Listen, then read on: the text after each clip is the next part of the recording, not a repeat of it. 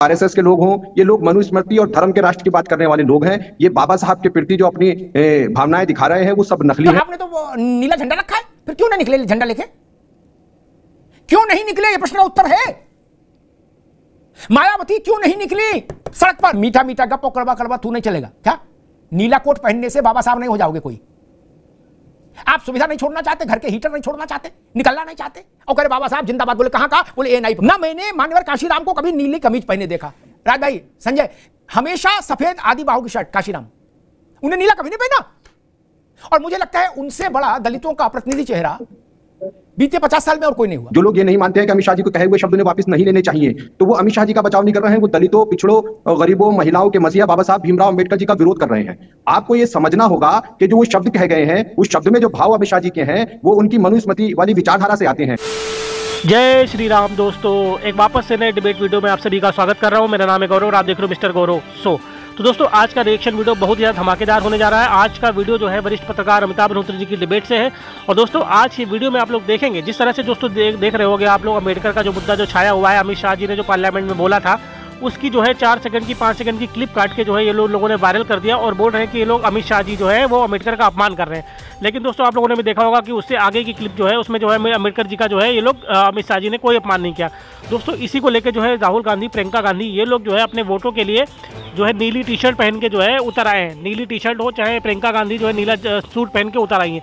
इसको लेकर आज अमिताभ मल्होत्रा जी ने बहुत अच्छा विश्लेषण किया है और बहुजन समाज पार्टी के प्रवक्ता नावेद अयाज करके जो प्रवक्ता है, उनको आज बहुत अच्छे से जो है तथ्यों के आधार पर जो है धो दिया है। दोस्तों, काशीराम जो इनके जो सबसे बड़े नेता थे उत्तर प्रदेश के, वो आज तक जो है कभी जो है नीला कपड़ा नहीं पहने, हमेशा सफेद शर्ट में रहते थे। इस तरह की बातें कर रहे थे। चलिए दोस्तों, ज़्यादा देर करते डिबेट को शुरू कर लेते। चैनल पे पहली बार आए, चैनल को सब्सक्राइब जरूर करिएगा दोस्तों। नावेद अयाज जी, बहन जी ने सबको खारिज कर दिया और उन्होंने कहा कि केवल हमारी पार्टी है अम्बेडकर जी के साथ, बाकी कोई बोले कुछ नहीं, सब फर्जी है। नहीं, अब मुझे लग रहा है इसीलिए आपने राहुल गांधी को टक्कर देने के लिए वो कमीज पहने नीली, टी शर्ट, आपने पूरा कोट ही नीला पहन लिया, बोले आ जाओ जी। हालांकि मैं बहन जी की इस मामले में तारीफ करूंगा, मैंने उनको अब तक के राजनीतिक जीवन में कभी नीला सूट पहने नहीं देखा ना मैंने काशीराम, एक मिनट रुक जाओ भाई बाबू, ना मैंने मान्यवर काशीराम को कभी नीली कमीज पहने देखा। राज भाई, संजय, हमेशा सफेद आदि बाहु की शर्ट। काशीराम उन्हें नीला कभी नहीं पहना। और मुझे लगता है उनसे बड़ा दलितों का प्रतिनिधि चेहरा बीते 50 साल में और कोई नहीं हुआ। Kashiram is the one and only. हाँ, नावेद अयाज बताओ भाई। देखिए, पहली चीज तो बीएसपी की क्या पहचान, नीला झंडा, हाथी निशान आप पर प्रकार रहे हैं, आपने सुना होगा। और बाबा साहब भीमराव अंबेडकर जी को भी आपने नीले कोट में देखा होगा। लेकिन बहस नीले रंग की नहीं है, बहस है बाबा साहब के अपमान की। और बहन जी ने और बहुजन समाज पार्टी ने स्पष्ट कहा है कि चाहे वो समाजवादी पार्टी के लोग हों, चाहे वो कांग्रेस के लोग हों, चाहे वो आरएसएस के लोग हों, ये लोग मनुस्मृति और धर्म के राष्ट्र की बात करने वाले लोग हैं। ये बाबा साहब के प्रति जो अपनी भावनाएं दिखा रहे हैं वो सब नकली हैं। असल बात बिल्कुल सही है, मान्यवर साहब काशीराम जी ने और बहन कुमारी मायावती जी ने जो बहुजन महापुरुषों के साथ साथ बाबा साहब अंबेडकर जी के संघर्षों को पटल पर लाकर देश के सामने रखा, प्रदेश के सामने रखा।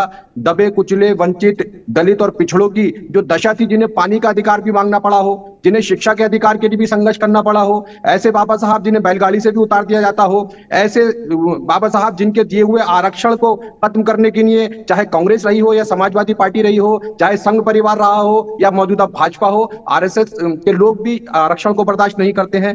तो बहन जी का बिल्कुल स्पष्ट मत है कि जो लोग बाबा साहब को अनुयायी आज बता रहे हैं, उन्हीं लोगों ने बाबा साहब के नाम को जो है वो विलुप्त कर दिया था। वही लोग बाबा साहब की राजनीति के से परहेज करते थे। बाबू जगजीवन राम जी को जो है वो बाबा साहब से बड़ा अल्टरनेट मानते थे।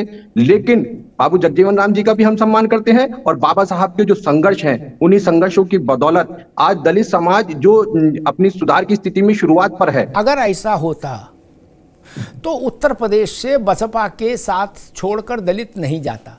बसपा 9% पर आकर रहे, अब तो 7% पे आ गई, 7% पर आ गई है क्या? इसका मतलब दलित भी उसके साथ नहीं रहा।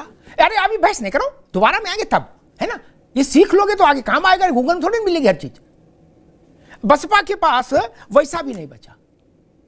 इसलिए ये तर्क ठीक नहीं कि मायावती जी या ये उनकी पार्टी बसपा अंबेडकर या दलितों की, दलित चेतना की एकमात्र वाहक है। होता ना थोक स्टॉकिस्ट, क्या थोक स्टॉकिस्ट नहीं है ना। मायावती जी की बिरादरी का वोट है उनके पास, बस वही 7% दिख रहा है, जाटव। बाकी झंडा नीला रहे चाहे पीला रहे, अब वोट नहीं है, ये भी एक बड़ा प्रश्न। 1939 में राज भाई डॉक्टर भीमराव अंबेडकर राष्ट्रीय स्वयंसेवक संघ के एक दीक्षा वर्ग में गए थे 39 में। वहां पहले सहभोज हुआ, डॉक्टर हेगडेवार उनको खुद बाहर से लेके आए, रिसीव किया, अपने साथ बैठाल के सहभोज में खाना खिलाया, और उसके बाद एक बौद्धिक हुआ था भीमराव अंबेडकर का संघ में, जिसका विषय था भारत में दलितों की स्थिति और उनके उद्धार की योजना। एक हमारे यहां पढ़ने लिखने की प्रथा राजनीति में बहुत पहले से बंद हो गई भगवान की कृपा से, तो समस्याएं आना स्वाभाविक है। 1969 में बाबा साहब की स्मृति में एक विशेषांक निकला, एक पत्रिका का। रत्नाकर बाबू आप भी सुन लो। उस पत्रिका के संपादक ने उस समय के सरसंघ चालक गोलवरकर जी से अनुरोध किया कि आप भी बाबा साहब पर कुछ लिख के दो। गोलवरकर जी ने जो लिखा वो मैं बताता हूं, ये भाजपा को भी सुनना चाहिए और कांग्रेस सपा बसपा को भी सुनना चाहिए जो आरएसएस पर टिप्पणी करते हैं। संजय राणा गोलवरकर जी ने लिखा कि स्वामी विवेकानंद ने एक बार कहा था कि भारत में सामाजिक चेतना का प्रवाह वही व्यक्ति कर सकता है, सामाजिक परिवर्तन वही व्यक्ति ला सकता है जिसके पास मेधा मतलब इंटेलेक्ट, बुद्धिमत्ता आदि शंकराचार्य जैसी हो और जिसका हृदय भगवान बुद्ध जैसा हो, उनकी करुणा हो बुद्ध की और ज्ञान हो शंकराचार्य का।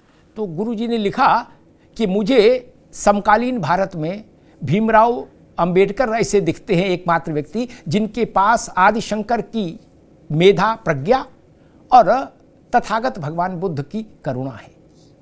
ठीक है, नारे लगाने वाले उन्हें कुछ पढ़ा ही नहीं, मुश्किल तो यही है। झंडा तो नीला कर लिया, बोले बाबा साहब ने भी एक बार नीला सूट पहना तो ठीक है, लेकिन अगर आचरण आपका बाबा साहब के सिद्धांतों पर रहा होता तो आज आपकी पार्टी की ये स्थिति नहीं होती नावेद अयाज कि आपके पास कुल 7% वोट बचे। शेर है कि तुम्हारी फाइलों में गांव का रंग गुलाबी है, इसकी जगह मैं ये कहूंगा कि तुम्हारी फाइलों में गांव का रंग नीला है, मगर ये आंकड़े झूठे हैं, ये दावा किताबी है।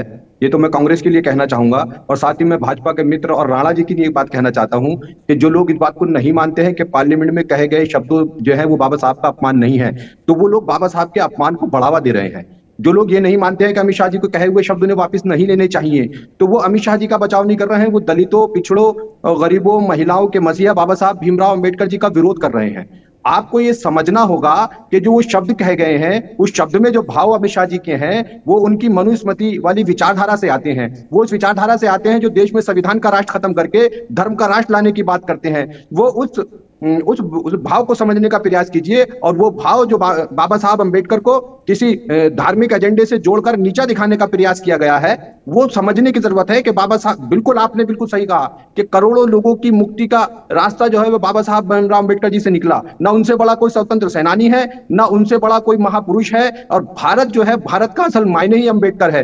अगर आप बाबा साहब अंबेडकर को भारत नहीं मानेंगे, अगर आप बाबा साहब अंबेडकर जी के संविधान को बदलने के षड्यंत्र करेंगे, अगर आप बाबा साहब के लिए कोई हल्के शब्द कहकर और पार्लियामेंट जैसे सदन में, पवित्र सदन में बाबा साहब जैसी पवित्र आत्मा के लिए आप शब्द कहेंगे और निकल जाएंगे और उसकी लिए आप निंदा नहीं करेंगे, खेद प्रकट नहीं करेंगे, माफी नहीं मांगेंगे, इस्तीफा नहीं देंगे, तो बहुजन समाज पार्टी आपके खिलाफ आंदोलन के लिए भी उतरेगी। मैं तो इंतजार कर रहा था कि बहन कुमारी मायावती, आनंद उनके भाई, आकाश आनंद का बेटा और सतीश जी, कम से कम 4 लोग आज सुबह बाबा साहब की फोटो लेके आंदोलन में निकल जाएंगे।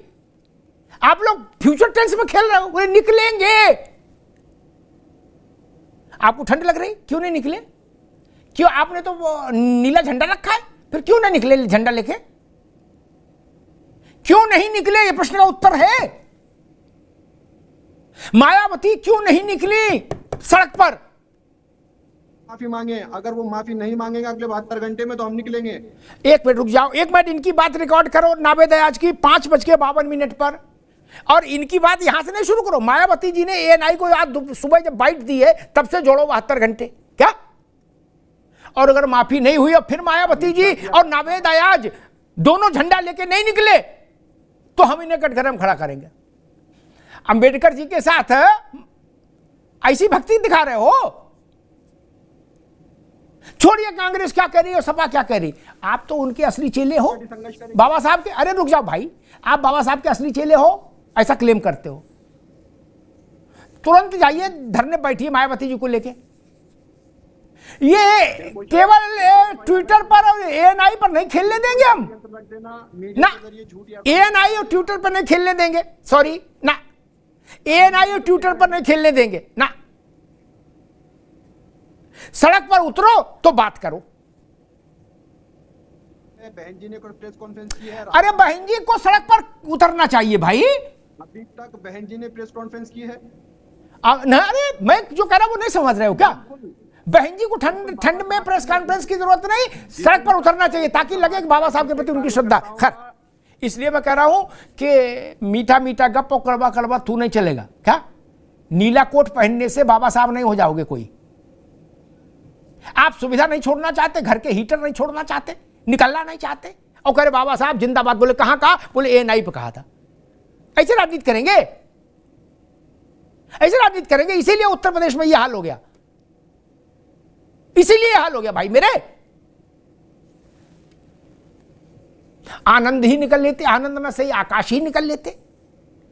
जिनको कहा जा रहा था कि बसपा का भविष्य है, वही बाबा साहब की फोटो लेके धरने बैठ जाते गढ़मुक्तेश्वर जाके कहीं। नहीं ना, ऐसे राजनीति नहीं चलेगी बाबू कि 4 टीवी की डिबेट कर ली, 2 एएनआई को बाइट दे दी और फिर घर में जाके सरसों का साग और मक्के की रोटी खा के सो गए। ये नहीं चलेगा, इससे कुछ हासिल।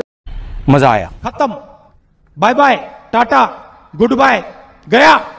तो दोस्तों वीडियो हो चुका है समाप्त, और यहाँ तक वीडियो देखने के लिए आप सभी का धन्यवाद। आप सभी से रिक्वेस्ट करते हैं चैनल पे पहली बार विजिट किए हैं तो चैनल को सब्सक्राइब जरूर कर ले, साथ ही साथ बेल वाला आइकन प्रेस करके ऑल पे क्लिक कर लेना, जिससे जब भी हमारा वीडियो अपलोड होगा उसका नोटिफिकेशन आपके फ़ोन पर आ जाएगा। तो चलिए दोस्तों वीडियो की बात कर लेते हैं। दोस्तों वीडियो में आज आप लोगों ने देखा कि अम्बेडकर जी के नाम पर जो जिस तरह की जो राजनीति कर रहे हैं, नीला कपड़ा पहन के, नीली टी शर्ट पहन के जो लोग जो है राजनीति कर रहे हैं, उनको आज अमिताभ मल्होत्रा जी ने तथ्यों के आधार पर बहुत अच्छे से धो दिया।